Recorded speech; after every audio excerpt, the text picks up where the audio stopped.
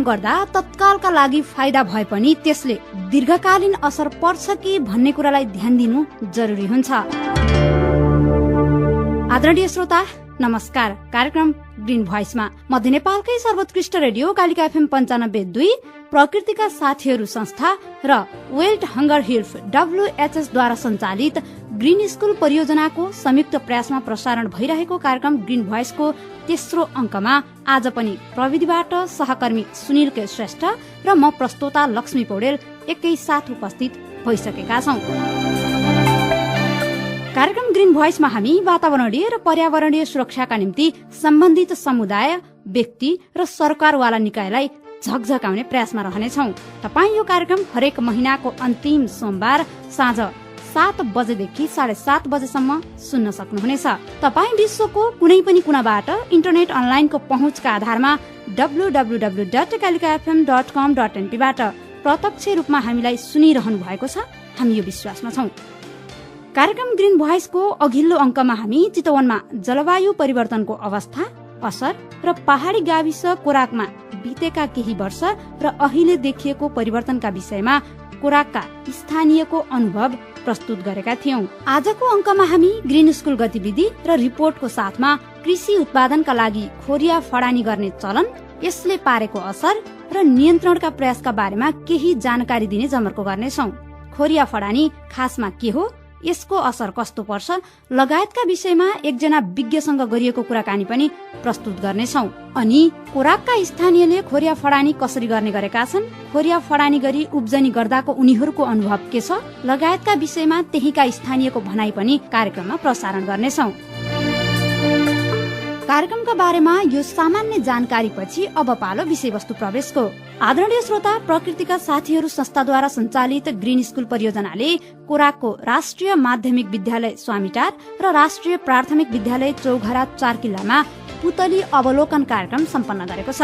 अवलोकनमा दुवै विद्यालयका विद्यार्थी र प्रकृतिका साथीहरू संस्थाका पुतली विशेषज्ञहरूको सहभागिता रहेको थियो। परियोजनाले हालै मात्र कोराकको राष्ट्रिय प्रावि चौगारामा इन्टरनेटको जडान पनि सम्पन्न गरेको छ।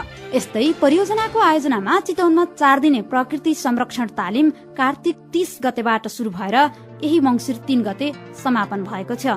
संस्थाले प्रकृति संरक्षणका विभिन्न विषयमा 2 दिन सौराहामा सैद्धान्तिक र 2 दिन कोराकमै गएर प्रयोगात्मक गरी 2 चरणमा तालिम सञ्चालन गरेको थियो। तालिममा जैविक विविधताको संरक्षणका विषयमा राष्ट्रिय प्रकृति संरक्षण कोष चितवनका अनुसन्धानकर्ता शशाङ्क पौडेल, वन संरक्षण र वन डडेलोका विषयमा इलाका वन कार्यालय भण्डाराका सहायक वन अधिकृत इन्द्रमणि सेढाई, विपद व्यवस्थापनका विषयमा अध्यता अमृत अधिकारी, फोहोर मैला व्यवस्थापनका विषयमा एभरेस्ट भर्मिटेक सेन्टर नेपालकी कल्याणी मिश्रा त्रिपाठी, औषधिजन्य बिरुवाहरूका विषयमा वन प्राविधिक समाज चितवनका अध्यक्ष देवी प्रसाद पौडेलले सहजीकरण गर्नुभएको थियो। यस्तै चमेरो संरक्षणका विषयमा अन्तर्राष्ट्रिय चमेरा संरक्षण संघका सदस्य चमेरो विशेषज्ञ डाक्टर पुष्पराज आचार्य, पुतली संरक्षणका विषयमा प्रकृतिका साथीहरू संस्थाका अनुसन्धानकर्ता ऋषि बराल, चरा संरक्षणका विषयमा संस्थाकै फिल्ड मोटिभेटर मनोज घिमिरे, प्राङ्गारिक खेती प्रणालीका विषयमा ग्रामीण पुनर्निर्माण नेपाल RRN चितवनका क्षेत्रीय निर्देशक रामप्रसाद ढुङ्गाना, यस्तै ग्रीन स्कूल परियोजनाका विषयमा परियोजना अधिकृत विराज श्रेष्ठले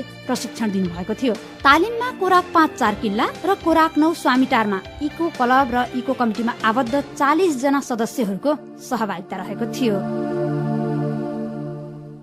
श्रोताबिन, कार्यक्रममा अब रिपोर्टको पालो। ग्रीन स्कूल परियोजना लागू भएको चितवनको पहाड़ी गाविस कोराकमा बसोबास गर्ने चेपाङ र तामाङ समुदायका मानिसहरू वर्षौं पहिलेदेखि खोरिया फडानी गर्दै खेतीपाती गर्ने र जीवनयापन गर्ने गर्थे।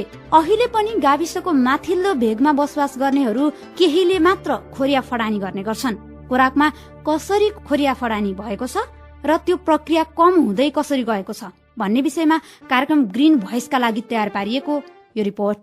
म 32 सालमा जन्मेको भए तापनि जब मैले मेरो दिमागले मेरो सोचाइले सोच्न सक्ने भए, बोल्न सक्ने भए, बुझ्न सक्ने भए, त्यतिखेरदेखि नै खोरिया फडानीका यो प्रक्रिया चाहिँ थियो। कोराकसिङको एउटा कोराक गाविस भए तापनि कोराक गाविसले भूगोलले दुई भागमा विभाजन गरेको छ। एउटा तल्लो बेल्ट, एउटा माथिल्लो बेल्ट भनेर दुई भागमा विभाजन गरेको छ भूगोलले चाहिँ। माथिल्लो बेल्ट चाहिँ अब सम्म जग्गा छैन, खेतीयोग्य गर्नको लागि, खेतीपाती लगाउनको लागि सम्म जग्गा छैन, सबै भिर पाखा पखेराहरू मात्रै छन्। खेतीयोग्य जमिन चाहिँ कम भएको कारणले गर्दाखेरि मानिसहरूको मनोभावनामा के पर्न गयो त भन्दाखेरि अब हामीलाई यो थोरै जमिनमा उब्जनी भएको अनाजहरूले चाहिँ हामीलाई खान पुग्दैन। अब हामीले चाहिँ अलिक खोरिया डाला गरेर अलिक पाखा पखेराहरूमा त्यहाँको वनहरू फडानी गरेर के छ त्यहाँ बुटियानहरू वनहरू फडानी गरेर चाहिँ त्यहाँ खेती लगायो भने हामीलाई चाहिँ वर्ष दिनसम्म चाहिँ खान पुग्ने अन्नहरू उत्पादन हुन सकिन्छ कि गर्न सकिन्छ कि भन्ने उद्देश्यले मान्छेले चाहिँ खोरियाहरू फाड्न थाले। राष्ट्रिय प्राथमिक विद्यालय स्वामीटार कोराकका प्रधानाध्यापक आसमान तामाङ जान्ने बुझ्ने हुँदादेखि नै कोराकमा खोरिया फडानी हुने गर्थ्यो।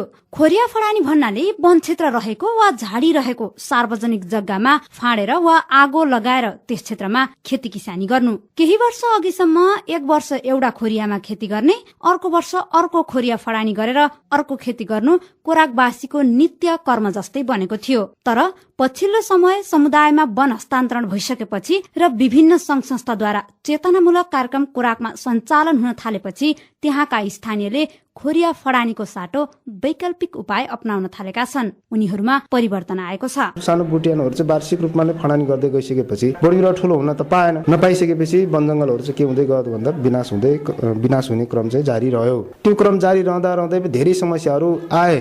जस्तै अब बर्सातको समयमा पानी पर्दाखेरि पहिरो जाने यस्ता क्रमहरू सबै पाखा पखेराहरू चाहिँ चिरफार बनाउने यस्तो चाहिँ हुन थाले। बिस्तारै के हुन थाले भन्दा मान्छेहरू पनि अलिक सचेत हुँदै पढ्न थाले। विभिन्न संघ संस्थाहरू आएर वन जङ्गलको विनाश गर्नु हुँदैन, वन जङ्गल विनाश गर्नु भनेको नै अब बाढी पहिरोलाई चाहिँ निम्त्याउनु हो, विभिन्न किसिमको चाहिँ प्राकृतिक प्रकोपहरूलाई निम्त्याउनु हो, त्यसमा यो गर्नु हुँदैन भन्ने किसिमको चाहिँ चेतनाहरू पनि दिन थाले। नेपाल सरकारले पनि सामुदायिक वनको अवधारणा ल्याइदियो। त्यो सामुदायिक वनको संरक्षण गर्ने, त्यहाँ भएका चाहिँ विभिन्न किसिमको जडीबुटीहरू भयो, वन पैदावारहरू भयो, निकालेर चाहिँ खरिद बिक्री गर्ने, त्यहाँबाट आएको पैसाहरूबाट गरिब उपभोक्ताहरूलाई गरिबको चाहिँ निराकरण गर्ने भन्ने किसिमको कार्यक्रम ल्याइसकेपछि यो वन हाम्रै रहेछ भन्ने अपनत्वको भावनाको पनि विकास हुँदै गयो। जसले गर्दा अब हामीले खोरिया फाड्ने काम चाहिँ गर्नु हुँदैन रहेछ, विगतमा गरे त्यो चाहिँ नराम्रो काम गरेको रहेछ, अपराधै गरेको रहेछ भन्ने किसिमको भावनाको पनि विकास हुँदै गयो। त्यसैले अहिले वन जङ्गलहरू पनि बिस्तार चाहिँ जुन विगतमा चाहिँ अलिक विनाश हुँदै गएको वन जङ्गलहरू थियो, अहिले ती वन जङ्गलहरू, ती पाखा पखेराहरू, नाङ्गा डाँडा पाखा पखेराहरू अहिले हरियाली भएर आएको छ। एक त पहाडी क्षेत्र, त्यसमा पनि प्रशस्त वन क्षेत्र, त्यति मानवीय बस्ती नरहेको कोराकमा छिमेकी जिल्लाबाट बसाई सरेर आउनेहरूले बस्ती र उब्जनीका लागि खोरिया फाड्न थालेका हुन्। जति तल्लो बेलमा चाहिँ अहिले विभिन्न जस्तै आँपपानी, मार्ताल, डुम्रेखाडी, थाकलटार, अनि गरी यो खहरे, कामीटार यी विभिन्न ठाउँहरू छन्। त्यो ठाउँमा चाहिँ मान्छेहरूको बसोबास चाहिँ पछि बसोबास भएको। उनीहरू यो चितवन जिल्लाबाट नभएर अन्य जिल्लाबाट आएर बस्न थाले। बसिसकेपछि खेतीपाती लगाउनको लागि उनीहरूले चाहिँ बिस्तार चाहिँ त्यहाँ आफू बसोबास गरेको वरिपरिको चाहिँ जङ्गलहरूलाई चाहिँ ढाल्ने, नाच्ने, विनाश गर्ने र आगो लगाउने र खेतीयोग्य जमिन बनाउने, त्यो हिसाब किताबले यहाँको जङ्गलहरू चाहिँ अलिकति कम हुँदै गयो। स्थानीय भरतलाल चेपाङको अनुभवमा कसरी खोरिया फडानी हुन्थ्यो त कोराकमा? एक वर्ष चाहिँ त्यो नयाँ फाडानी गर्यो, त्यसमा अब जस्तै मकैहरू, जौहरू, काउलो लगाइसकेपछि तिनीहरूले तपाईँ 2 वर्षलाई फेरि त्यो 1 वर्षको उत्पादन लिइसक्ने, त्यसपछि फेरि 2 वर्ष फेरिको लागि फेरि त्यो खोरिया चाहिँ छोडेर फेरि त्यसको 2-3 वर्ष फेरि प्रयोजन फेरि त्यही दोहोरिएर काम गरेको पनि भेटियो।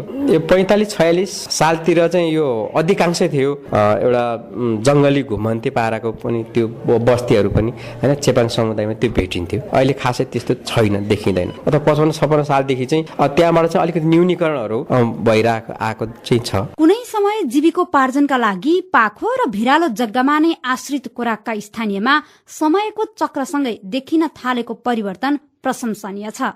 कुनै समय आफैले फडानी गर्ने गरेको वन क्षेत्रको महत्व बुझेर संरक्षण गर्नतर्फ लागेका कोराकवासीलाई हाम्रो पनि साथ र समर्थन छ है। कतै तपाईँ पनि आफ्नो वरपरको बुट्यानयुक्त पाखाहरू फडानी गर्दै अन्न उब्जाउने सोचमा त हुनुहुन्न? विचार गर्नुहोस् है। यसो गर्दा वर्षामा पहिरो जाने र भिर खस्ने समस्या होला अनि जनधनकै क्षति होला। श्रोताबिन, तपाईँ यति बेला कार्यक्रम ग्रीन भोइसको साथमा हुनुहुन्छ। निकटमा कालिका, विकटमा कालिका, मध्य नेपालकै सर्वोत्कृष्ट रेडियो कालिका FM 95.2 र ग्रीन स्कुल परियोजनाको संयुक्त उत्पादन। तपाईसँग छु म सञ्चालिका लक्ष्मी पौडेल र प्रविधिबाट सहकर्मी सुनिल श्रेष्ठ। अब भने कार्यक्रममा पालो भएको छ कुराकानीको। आजको कार्यक्रममा हामी खोरिया फडानी बारे चर्चा गरिरहेका छौं। आउनुस्, खोरिया फडानी के हो, चितवनमा यसको अवस्था कस्तो छ र खोरिया फडानी गर्दा के कस्तो समस्या देखा पर्न सक्छन्, यसको निराकरणका लागि के गर्न सकिन्छ, यी र यस्तै विषयमा कुराकानी गर्न अहिले हाम्रो प्रत्यक्ष टेलिफोन सम्पर्कमा हुनुहुन्छ इलाका वन कार्यालय भण्डाराका सहायक वन अधिकृत इन्द्रमणि सेडाई। सेडाईजी, हजुर हजुर, यो खोरिया फडानी भनेको चाहिँ के हो? यो खोरिया फडानी भनेको यो वन जंगलको क्षेत्र नजिक दुर्गम स्थानहरूमा बसोबास गर्ने अति विपन्न वर्ग जस्तै चेपाङ तामाङ जातिहरूले वन पाखा नजिक अति भिरालो जमिनलाई उजाड बनाई खनजोत गरी कागुनो, गहत, मास, बोडी, जुनेलो, मकै, कोदो, साना, काउलो, कागुनो जस्ता बाली लगाउने र त्यस्ता किसिमका बाली चाहिँ उत्पादनमूलक भन्दा पनि हानिकारक धेरै हुने, जस्तो किसानले खेती गरेको जमिनले विनाशको रूपमा बढी प्रभाव पार्ने र उत्पादन कम दिने हुन्छ। अब त्यस्ता कामहरू चाहिँ प्राय दुर्गम क्षेत्रहरूमा वन जंगलको आसपासमा हुने गरेको छ। यसबाट हुने बेफाइदा चाहिँ के छ भने भिरालो जमिनलाई उजाड बनाई डढेलो लगाइराख्दा त्यो चाहिँ जंगलमा डढेलो जाने सम्भावना बढी हुन्छ, किनभने उनीहरूले त्यो पहिला चाहिँ सफा गर्छन्, झाडीदेखि लिएर वनबुटा सबै, अनि त्यस्तो चाहिँ फोहोर मैला हाल्दा यिनीहरूले आगो सल्काएर बढी डढाउने गर्छन्। त्यो डढाउँदा यिनीहरूले आगो निभाउने त्यहाँ पानीको स्रोत हुँदैन, अनि त्यसले गर्दाखेरिमा चाहिँ वन डढेलोको प्रकोप बढी बढ्छ। अनि पानीको स्रोत त्यो खुला बनाएपछि सिधै आकाशमा लागेको सूर्यको चाहिँ डाइरेक्ट सनलाइट भन्छ, सिधै चाहिँ सूर्यको प्रकाश जमिनमा ठोकिने हुँदाखेरिमा जमिनको चिसोपन हराउँछ। अनि त्यसले गर्दाखेरिमा उर्वरमा माटोलाई चाहिँ सुकाइदिन्छ। सुकाएपछि भोलि बर्सातको समयमा भूक्षय हुने, पहिरो जाने, खोल्सा गल्ली बन्ने र सिधै ठोकिएको पानीले चाहिँ त्यहाँको चाहिँ माटोहरू उछिट्याएर त्यहाँ प्रकोप खडा गर्छ, विपत्तिको चाहिँ सिर्जना गर्छ। जस्तो अब विपदको कुराहरू गर्नुभयो, अलिकति बेफाइदाका कुराहरू बढी भए, यो चितवनमा खास फडानीको अवस्था, यो विशेष गरी खोरिया फडानीको अवस्था कस्तो छ सर? यहाँले यही क्षेत्रमा रहेर कार्यरत हुनुहुन्छ। हजुर हजुर, यो मेरो क्षेत्रमा चाहिँ कोरा गाविसको 1 नम्बर, 2 नम्बर, 3 नम्बर, 4 नम्बर वडाहरूमा खोरिया फडानी छ। त्यो खोरिया फडानीहरूलाई अहिले हामीले के गरेका छौँ भने सामुदायिक वनहरू बनाएर सामुदायिक वन मार्फत खोरिया फडानीलाई चाहिँ बिस्तारै अब त्यसमा चाहिँ विभिन्न किसिमको खोरियाको रूप नरहने र घाँस अनि नगदे बाली जस्तो चाहिँ अमृतसरबाट कुचो बनाउने, अनि यो डाले घाँसहरू रोपेर बाख्रा पालनलाई टेवा पुर्याउने, यस्ता किसिमका कार्यक्रमहरू अनि जनचेतनाका कार्यक्रमहरू लगाएका छौँ र यसले चाहिँ अलिअलि प्रभाव पार्दै आएको देखिन्छ। तैपनि अहिले समस्या चाहिँ के छ भने वातावरणीय रूपमा शिक्षा चेतनाको कमी भएकोले त्यो चाहिँ चेतनामूलक शिक्षाको कार्यक्रम लिएर गएर अनि त्यसको बारेमा खोरिया फडानीलाई चाहिँ बिस्तारै बेफाइदाहरू धेरै हुन्छ, फाइदा बनाउनको लागि चाहिँ खोरिया फडानी गर्नु नहुने रहेछ भन्ने जस्तो कुराहरूमा चाहिँ बुझाउनु पर्ने जरुरी देखिन्छ। अब जस्तो कोराकको विषयमा कुरा गर्दाखेरि त्यो भिरालो जग्गालाई खोरिया फडानी गरेर तिनीहरूले चाहिँ अन्न उब्जाउने तर्फ लागेका छन्। जस्तो त्यहाँ खोरिया फडानी गर्न रोक लगाइयो भने अथवा खोरिया फडानी गर्नलाई चाहिँ निरुत्साहित गरियो भने तिनीहरूले अन्न उब्जाउने अर्को वैकल्पिक उपाय चाहिँ के हुन्छ? होइन, यस्तो छ, त्यो जमिनको भिरालोपनलाई चाहिँ कायम राखेर त्यसलाई चाहिँ हरियाली बनाएर त्यसबाट उत्पादन त्यो जुन त्यो तिनीहरूले लगाएको खेतीबाट चाहिँ आउने आम्दानी भन्दा बढी यिनीहरूलाई नगदे बाली आउँछ। नगदे बाली भएपछि यिनीहरूले 6 महिना वर्ष दिन कुरेपछि आम्दानी दिन थाल्छ। त्यो आम्दानीले यिनीहरूले प्रचुर मात्रामा अन्नपात किनेर पनि आफ्नो गुजारा चलाउन सक्ने हुन्छ। अब यसको न्यूनीकरणका उपायहरू चाहिँ केही छन्। जस्तो पहिला हामी अलिकति कोराकको विषयवस्तुलाई नै हामीले बढी उठान गर्छौं। कोराकमा खासमा कति सालदेखि अथवा यहाँका स्थानीयहरूले नै हो कि यो फडानी खोरिया फडानी गर्न लागेको? कोराकमा यस्तो हो, 2050 सालबाट त्यहाँ बस्ती अलि बढी बढ्यो। त्यहाँ नयाँ माथि त्यो मकवानपुरतिरबाट चाहिँ हजुर मानिसहरू बसाइसराई गर्दै आएर बढी मात्रामा वनमा प्रभाव पर्यो।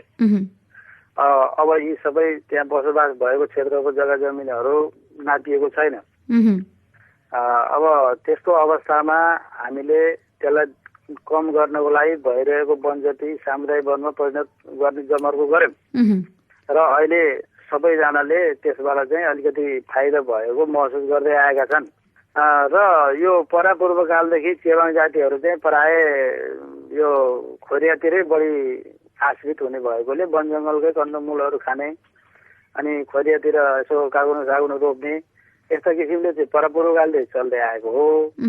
50 सालपछि तीव्र भयो। त्यो तीव्र गतिलाई चाहिँ यो 56-57 देखि अलिकति सामुदायिक वन मार्फत चाहिँ हामीले कार्यक्रमहरू लग्यौँ। अब त्यसले तुरुन्तै प्रभाव पार्नु भन्दा पनि बिस्तारै त्यसको बारेमा सामुदायिक वनको बारेमा चेतनामूलक कार्यक्रमहरू गोष्ठीहरू सेमिनारहरू गर्दै गएपछि फाइदा बेफाइदाका कुराहरू सुन्दै गएपछि धेरै मान्छेहरू त्यसमा चाहिँ यो काम गर्नु नहुने रहेछ, खोरिया खनामीबाट फाइदा नहुने रहेछ, हामी अब वृक्षारोपण गर्छौँ भनेर खोरियामा पनि वृक्षारोपण गरेर तिनीहरूले बिस्तारै कम गर्दै लगेको आजभोलि देखिन्छ। र यसको लागि चाहिँ अब हामीले एउटा समस्या के आइरहेछ भने अब कानुनी कारबाही पनि समस्याको विषय भयो। अवस्था कस्तो रह्यो भने यहाँ एउटा थ्रेडको कुरा आउँछ क्या। थ्रेड भन्नाले चुनौतीका कुरा चाहिँ के छ भने जनसङ्ख्याको वृद्धि चाप बढी भएपछि मान्छे ठेलिने भनेको सरकारी क्षेत्रमै हो, त्यो एउटा समस्या भयो। अर्को गरिबलाई खोरिया फडानी गर्दा राजनैतिक रूपले पनि तिनीहरू अलिक संरक्षित भए।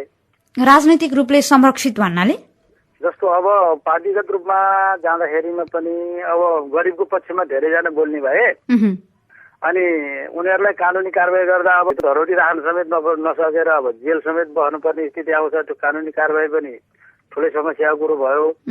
एउटालाई गरेर नहुने, अब सबैलाई गर्नुपर्ने र यो एउटा अलिकति चुनौतीपूर्ण किसिमको समस्या सिर्जना भयो क्या। अनि त्यो तिनीहरूलाई कानुनी कारबाही भन्दा पनि अर्को बाटोबाट चाहिँ हतोत्साही गर्न सकिन्छ होला नि त।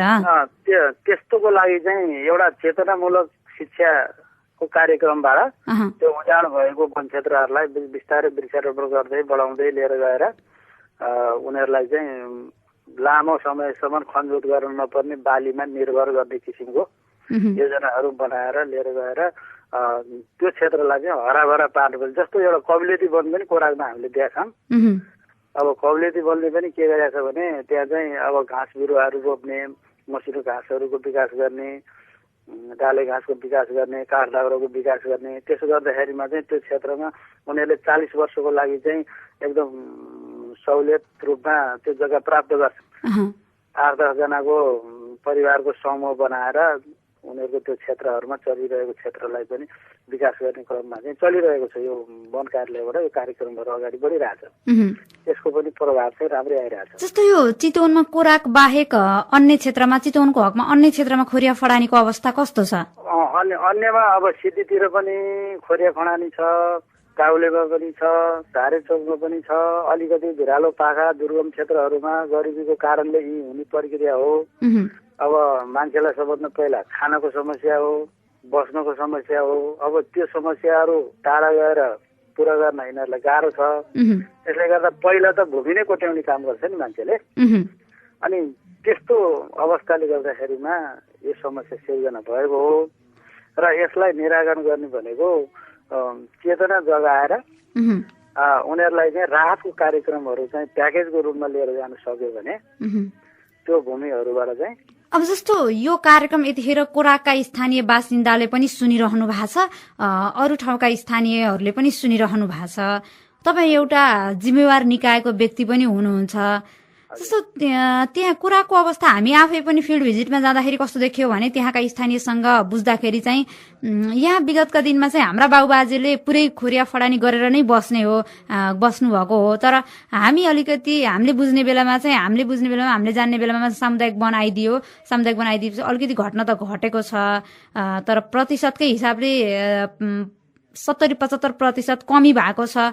अझै पनि केही चाहिँ हुन सकेको छैन। अब त्यसलाई त हामीले के गर्न सकिन्छ र भन्ने खालको चाहिँ कुराकानी स्थानीयले गरे। त्यस्तो अवस्थामा उहाँहरूले चाहिँ एउटा निश्चित रूपमा त्यही नै अब बिरुवा उत्पादनका नर्सरीहरू स्थापना गरेर त्यही कार्यक्रमहरू हामीले दिनु पनि अलिक सके छैन।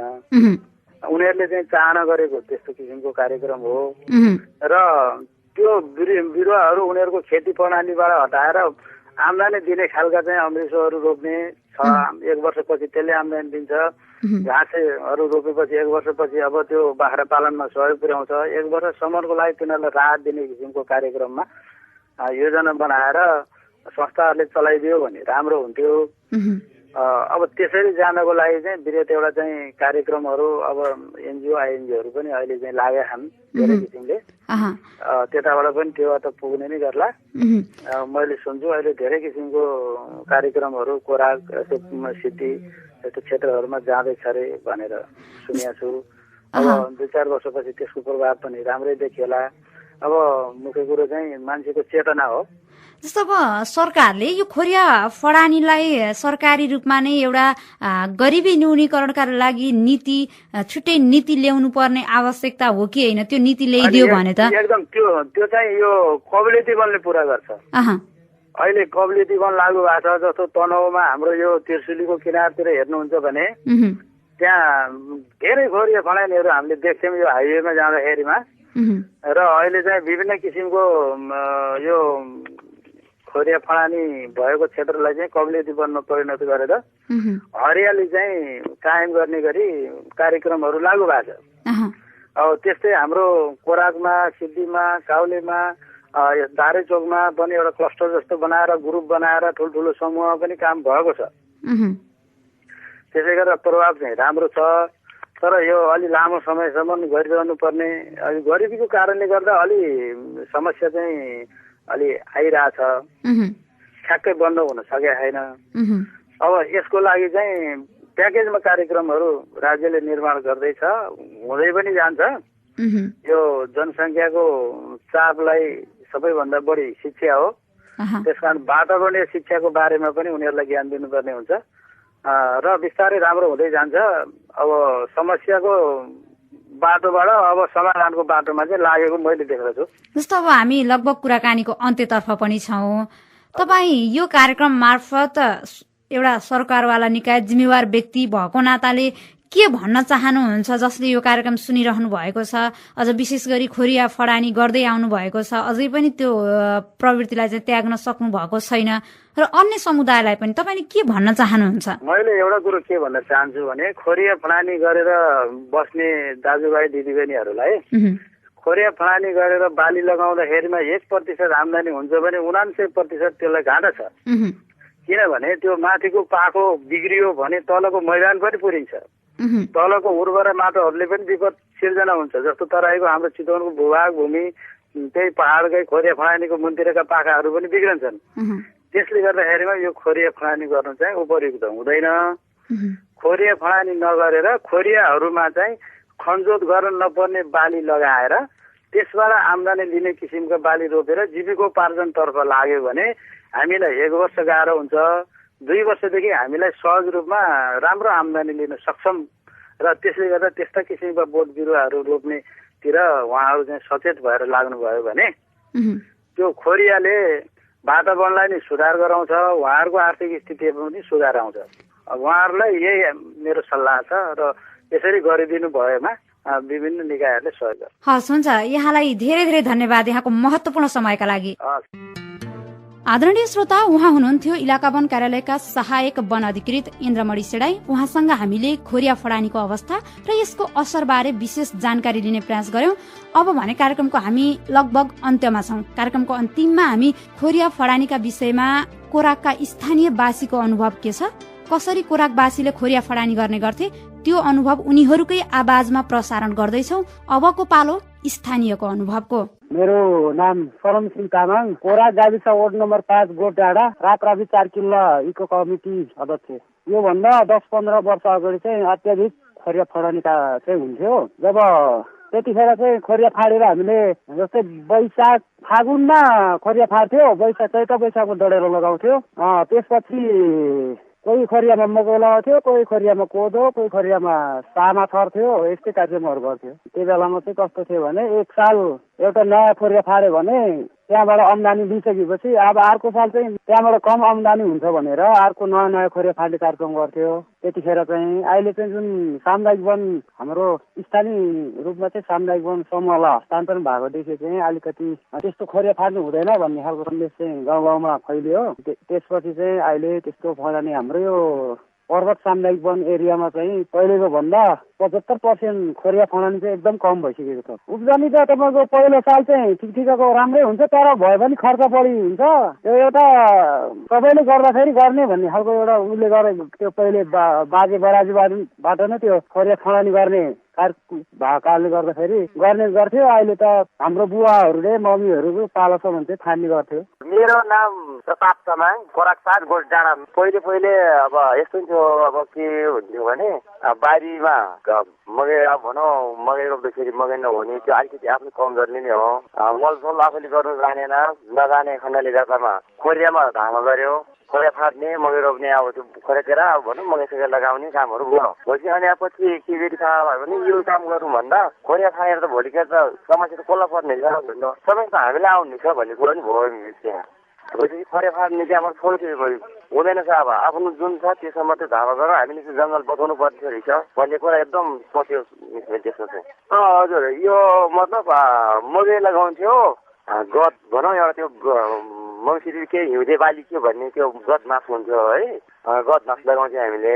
त्यो लगाएको थियो त्यतिकै छाड दिन्थ्यो त्यतिकै।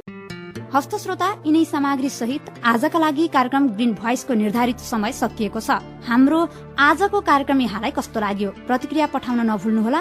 कार्यक्रम green voice, Kalika FM 95.2, Bharatpur 10, post box number 66 मा। अबको 1 महिनामा यही समयमा फेरि यस्तै फरक विषयवस्तु, जानकारी र कुराकानीका साथ उपस्थित हुने नै छौं। त्यतिन्जेलसम्म सँगै रहनुहोला।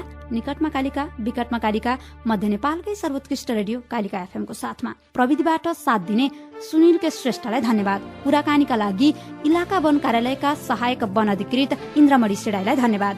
ग्रीन स्कुल परियोजना टिमलाई पनि धन्यवाद। अनि सुनेर साथ दिनुहुने तपाईलाई विशेष आभार। 1 महिनासम्मका लागि कार्यक्रमबाट लक्ष्मी पौडेललाई बिदा दिनुहोस्। नमस्कार।